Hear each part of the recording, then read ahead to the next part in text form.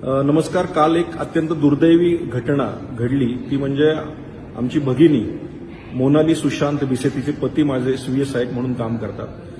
ती प्रेग्नंट असल्यामुळे दीनानाथ हॉस्पिटलला डिलिव्हरीसाठी ऍडमिशनला गेलेली असताना आणि पोटामध्ये तहानी 2 मुलं होती, जी जुळी होती आणि तिथं तिला 10 लाख रुपये अर्जंट भरा, नाहीतर आम्ही ऍडमिशन देणार नाही असं सांगितलं गेलं. 3 लाख रुपये भरण्याची तयारी असतानाही त्या ठिकाणी आम्ही ऍडमिशनच देऊ शकत नाही, क्रिटिकल शस्त्रक्रिया आहे असं सांगितलं गेलं आणि ऍडमिशन नाकारलं गेलं.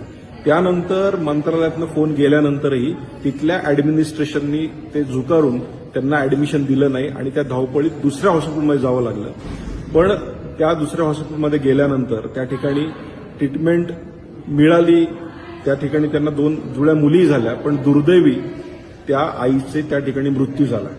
मला हे सांगायचं की दीनानाथ हॉस्पिटल हे